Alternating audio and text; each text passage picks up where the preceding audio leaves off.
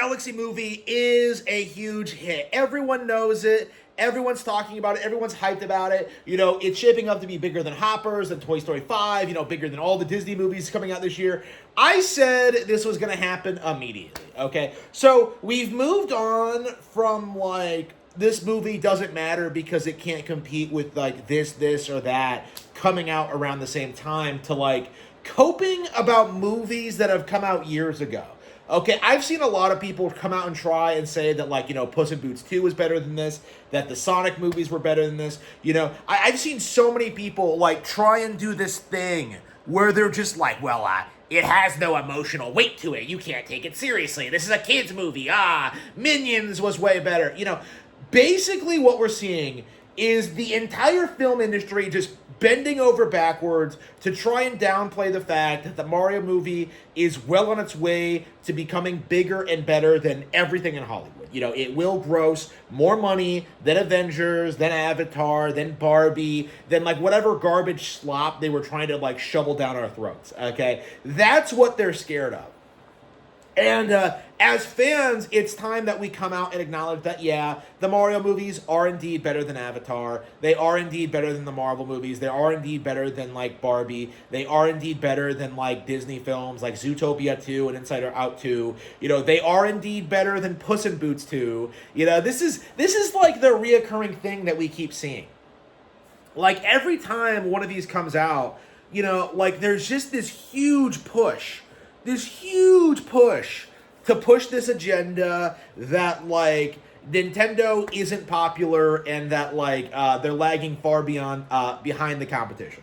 And that just isn't true, okay? Like, obviously, you know, the box office results speak for themselves. The original Super Mario Bros. Movie outperformed Puss in Boots 2 by, like, 3 times over and got a highly successful sequel out 3 years later. All while, like, DreamWorks has been floundering around with, like, all of their failed projects, I believe, including, like, Megamind 2, Kung Fu Panda 4, and a number of other, like, failed projects that, like, everyone hates. You know, when Puss in Boots 2 came out, like, people declared it as, like, the greatest thing to ever happen in animation. And, like, what was the end result? Mario mocked it. You know, like, that's essentially where we're at now. Okay, is that Illumination is putting out the best animated films in the world, way better than Spider-Verse, way better than Puss in Boots 2, way better than, like, anything Disney does. And, like, what we're seeing is just a lot of animation YouTubers just refusing to admit it. You know, because, like, these guys are typically, like, man-children who believe that, like, everything has to be a comedy or a drama. You know, because, like, that's always what they do, is that they always say, well, like, the movie's not as funny as other movies, and it's not as emotionally driven as other ones. You know, kind of refusing to acknowledge, like, the reality is that this is honestly a completely different genre than anything else. You know, these are, like, pure adventure flicks, and not in the sense that, like, of the generic superhero things, where it's, like, you know, slice of life, like, mixed with, like, you know, the occasional action scene. You are going into this and getting an hour and a half of intense, really well-produced action with, like, you know, some humor and some good character moments, but, like, again, I keep seeing people understate, like, you know, the reality of these movies is that they look better than their direct competition. When you look at something like, you know, Toy Story 5, what you get is this really, like, inflexible, boring, like, just kind of emotionally, like, pandering, just copes, you know, like, oh man, my kids, they're poorly behaved because of the iPad. You know, that's the level of, like, discourse we're seeing with, like, modern films now, is that everything has to have some kind of, like, socio-political commentary, or it has to push an agenda, or it has to be, like, trying to deflect the blame onto other things. So kids aren't a problem because of parents or the education system or because they're simply, like, inferior human beings. No, let's blame the iPads, okay? Like, kids can't have discipline. You know, they can't learn anything. Like, oh, what do you expect me to do? Train my kid, says the liberal parent. You know, that's the reality of Toy Story 5, is that movies like it are being produced to create this illusion that, like, media can parent kids. Okay, this is the problem with Sesame Street. This is the problem with like a lot of educational programming, and now it's like bled out into like mainstream animated productions. Is that films aren't made to be fun?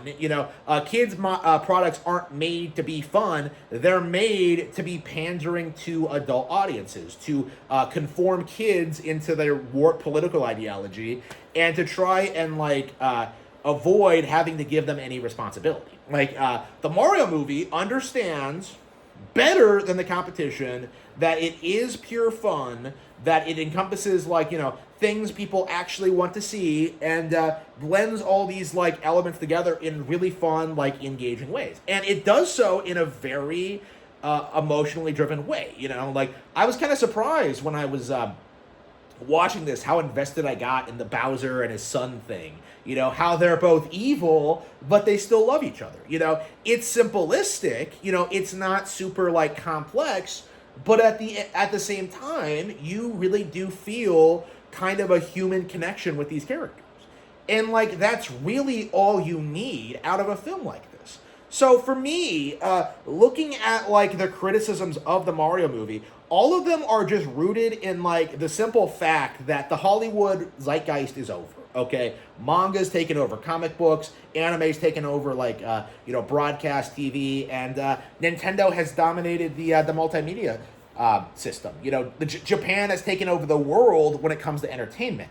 And even if over the next 10 years the globalists are able to infiltrate Japan and like twist the anime and like Japanese media into becoming garbage and woke, what you're gonna see is that people are gonna just do what they did over here and just gravitate towards older stuff produced in the 90s or earlier. That's gonna be like the reoccurring trend, is that like in this era of streaming, nobody is gonna be watching new things as they come out, and that's gonna be like a very real problem when it comes to like these people trying to like brainwash society. The more they try and shove like anti-masculine pro-feminist like messaging, commie propaganda through entertainment, the more people will see through it and start seeking out stuff like this, which is directly opposed to that ideology. By simply being about a fun adventure story of people going on these adventures, this is the most anti-woke thing imaginable. And that's why so many critics and so many people in the film industry are seething, because everybody involved clearly had a lot of fun making this. They were clearly very passionate about the world, the characters, the settings, the ideas.